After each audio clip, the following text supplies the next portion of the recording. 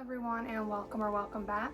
Today I'm going to be going over my mood reading TBR for August. I've been participating in a lot of readathons recently using the TBR jar, so I just kind of want to fully mood read for a month because I've had some books that I've just been really wanting to get to that I haven't been able to. I have 14 books on this list. I definitely won't get to all of them, but it's just kind of an idea of what I'm feeling like reading right now. And I do have at least one that I definitely plan to get to. But let's get started with the first book, which is Drive by Kate Stewart, and this is the first book in the Bittersweet Symphony duet. And in this story, our main character is about to board a plane, but she gets a very important phone call and she leaves the airport. This story is a love triangle and she is driving to the man that she is choosing, but we don't know who it is. There's a playlist she's listening to while she drives that relates to memories that we learn about as she's driving and listening to this playlist. And this is a real playlist that's on the author's Spotify that you can listen to as you're reading, which I think is really fun. I actually started this one a while ago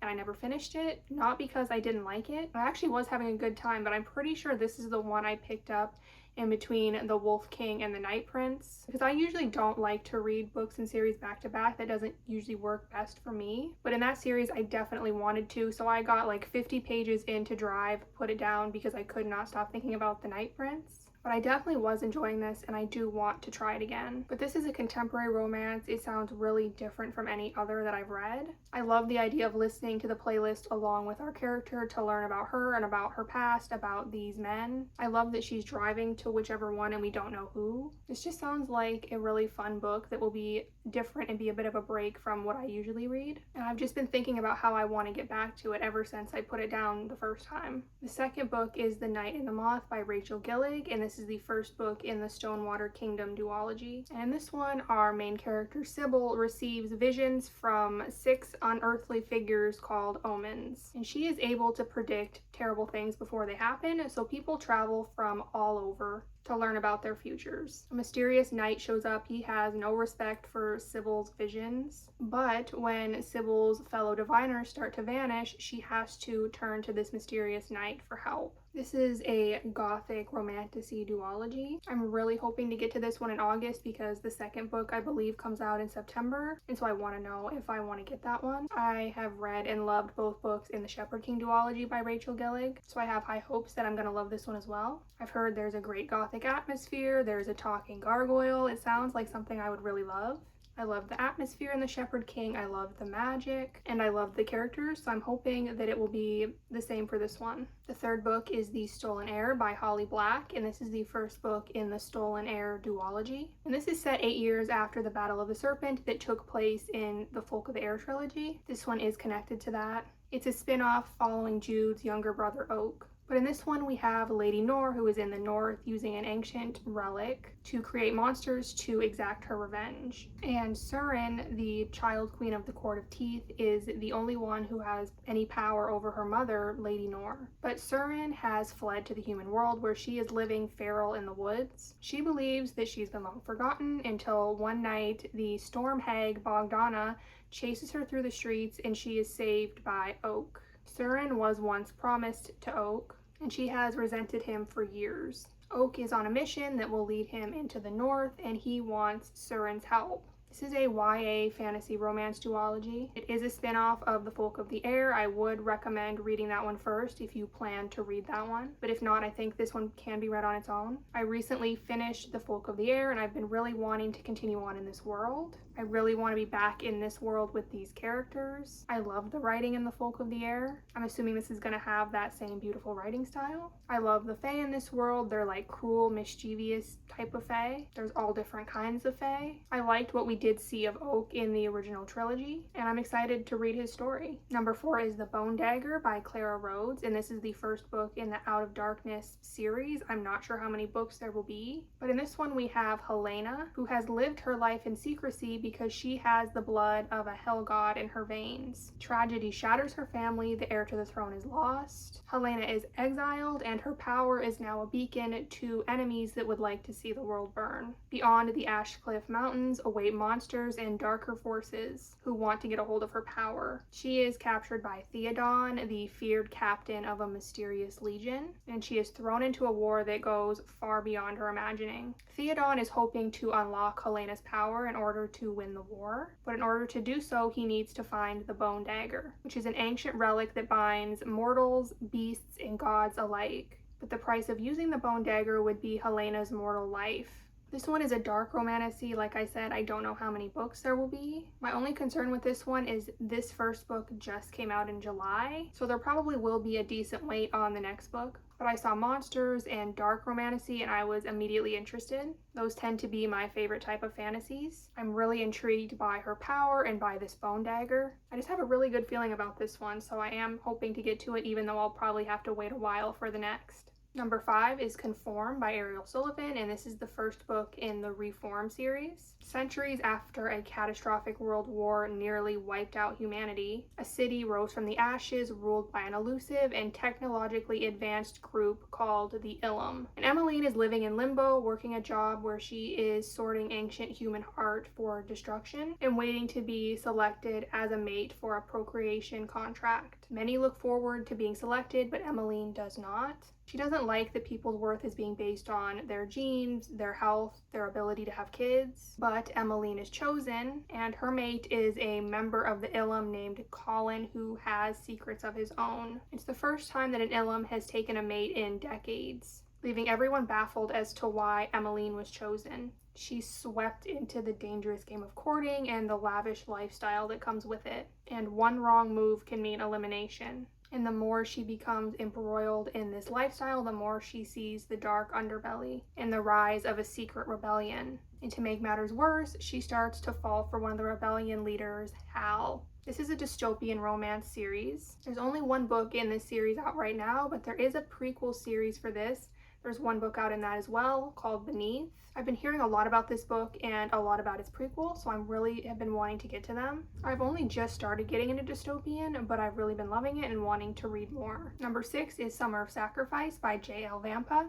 And this is the 4th book in the Sister Solstice series. And in the first book, Autumn of the Grimoire, we follow Sister Autumn, Agatha, who is one of 4 sisters Solstice. And every year during her season, each sister has to take the grimoire and do its bidding. Agatha dreads her turn every year because historically the grimoire has given her terrible things that she has to do. This time it tells her to go to a kingdom and marry its prince. Once she's there, she uncovers this kingdom's dark secrets and she gets wrapped up in them. This is a paranormal romance with witches and animal familiars, among other things. I've really enjoyed the rest of the books in this series so far. The second one has been my favorite. I've been trying to read each book in its season, so I need to get to this one soon. The atmosphere in this series are great, the characters are great, the story is compelling. This is a great series for summerween or fall time. I definitely recommend it. Book number 7 is Taming Seven by Chloe Walsh, and this is the 5th book in the Boys of Tommen series. And in this series, we follow a group of Irish teenagers in the early 2000s. And we follow this friend group as they support each other, all going through their own struggles. The characters face issues with addiction, abuse, among other things, so check your trigger warnings before you read this one. It does cover some upsetting topics. This is mainly duologies that each duology follows a different couple in our friend group. And then we have Taming Seven, and this couple only has one book. It's Gibbsy and Claire. But I've actually already started this one, so I will definitely be getting to it this month. I started it right at the end of July, and I'm really glad to be back in this world with these characters. I love all the characters, and I'm really excited to see more of Claire and Gibbsy's story. Book number 8 is The Labyrinth's Heart by M.A. Carrick, and this is the 3rd and final book in the Rook and Rose trilogy. And in the first book, The Mask of Mirrors, we have Ren, who is returning to her home of Nadezhra after fleeing from a crime family that she was formerly a part of. She's returning to try to secure wealth for her and her sister by conning one of the noble families into adding her onto their register. She's doing this by pretending to be an estranged cousin's daughter who's looking to connect. And as she's pulled into the nobility's games, she's also pulled into helping solve this nightmare magic that's taking over Nadezhra. This is a finished fantasy trilogy. This has a really unique magic system. We have Numenatria that uses ancient geometry. We have Pattern that's kind of like tarot. And we have Imbuing, which imbues objects with powers. This series has creatures. It has a darker feel to it. This has multi-POV with characters that I have really grown to love. If I loved this book book as much as I love the first two. This series will definitely be going on my favorites list. Book number 9 is The Last to Drown by Noelle W. Ely. This one is a mystery thriller. And in this one we follow Kaya, who is on a rafting trip. She starts to hear whispers about Camas Creek, and what she hears fills her with dread. 7 years earlier, a guide murdered a group of rafters on this very same stretch of water. The killer's body was found downstream, but many questions about this case still linger. Small incidents start to happen that follow a familiar pattern: a flipped raft, missing supplies, and screams in the night. They are 84 miles from civilization, and Kaya has started to suspect that someone is planning to finish what was started 7 years ago. I've been getting back into mystery thrillers lately, and Noelle W. Ely wrote one of my favorites, Ask for Andrea, so I have high hopes that I'm gonna love this one as well. It sounds like a great summertime thriller being set on the water on a raft trip. It sounds like it will be really tense and keep me on the edge of my seat. Number 10 is Lady of Ashes by Melissa K. Roerich, and this is the third book in the Lady of Darkness series. And in the first book, Lady of Darkness, we follow Scarlet, who's an assassin. A tragedy occurs and she is sent to live with a noble family, kind of as a punishment. And she's offered a job where the payment will be revenge on the Fae Fire Prince, who murdered her mother. But she has to put this job on hold as kids from the area that she grew up in start to disappear, and she has to help figure out what's been happening to them. This is a finished romantasy series. I liked the first two books. I gave them 3.5 stars. We have Fae, elemental magic, court politics, training. This reminds me a lot of like a mix of ACOTAR and Throne of Glass. I don't like it as much as either one of those, but I do have a good time with it. And book 2 left off on a pretty big cliffhanger, and I am excited to continue. Number 11 is Jade Legacy by Fonda Lee, and this is the third and final book in the Greenbone saga. And in the first book, Jade City, we follow the Call family, who run one of 2 major crime families on the island of Kekon. Kekon is the only place in the world that has this rare magical jade. And this jade can give superhuman abilities to those with the right heritage and training. The tension between the Call family and their rivals erupts into violence, and a clan war that will decide the future of Kekon begins. This is a finished urban fantasy trilogy. This has a really unique magic system, really interesting characters and character relationships, crime families, and politics. Things left off in a really tense place, so I have been dying to continue. I love the first 2, and I'm really excited to finish this trilogy. Number 12 is Web of Vow and Vengeance by Arya Ashbrook, and this is the first book in the Harathian Path series. Prince Kyre lied about his mother's death, and Rose paid the price. Her family was stripped of their magic, cast into the slums, and abandoned by the kingdom. Her parents are now gone, and her sister's future is in danger. Rose needs to win the Tournament of the Gifting, which is a brutal competition held once a century where the winner will get a blessing from the goddess of life. The issue is, every other contestant has the powers that she had taken from her, and Prince Kyre is one of the contestants. This is a romantasy series. There's 2 books and a prequel novella out so far. I've been seeing this one everywhere recently, so I've been wanting to try it out. It has trials, which I tend to like. I'm intrigued by what's going on with the prince. Why would he lie? Why is he in these trials? I kind of think this one could go either way for me. I do usually like trials, but nothing else about this really sticks out to me. But everyone seems to be loving it, so I want to try it. Number 13 is Slaying the Vampire Conqueror by Carissa Broadbent. Selena has sacrificed everything for her goddess. Her soul, her freedom, her eyes. Life in service to the Arachesin, a cult of the goddess of fate, has turned Selena into a disciplined killer, determined to overthrow Galea's tyrannical king. A brutal vampire conqueror arrives, and Selena is tasked with infiltrating his army and killing him. This is a standalone romantasy novella, but it is set in the same world as the Crowns of Nyaxia series. It's recommended to read it after Ashes and the Star-Cursed King, and I just finished that one. I've really enjoyed this series so far. I really enjoyed the first novella, 6 Scorched Roses, so I'm hoping I'm gonna love this one as well. It mentions infiltrating his army. I tend to really like books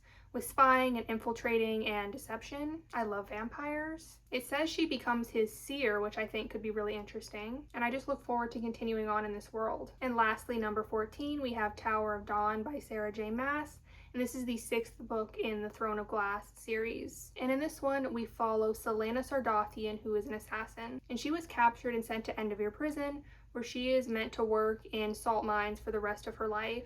But one day the prince and the captain of the guard show up and offer her a deal where she can go with them to the castle and compete in trials to become the king's champion. And if she wins, she will serve the king for a set amount of years, and then she will have her freedom. But that's just where the story starts, and it really evolves as we go. This is a finished YA romantasy series. There are 2 other series set in this same world, Akatar and Crescent City, but this one has crazy twists and turns. It has characters and a found family that I've really grown to love. I've really enjoyed this series so far. I have a few 5 stars in this series, so I'm hoping that will continue for these last books. But that's going to be the last book on this list. Let me know in the comments below what you plan to read in the month of August. I'll leave my Instagram and my Goodreads in the description if you're interested. I would really appreciate it if you check them out. But I hope you all enjoyed this video, and if you did, please leave a like and subscribe. I would really appreciate it. And I hope to see you all in the next one.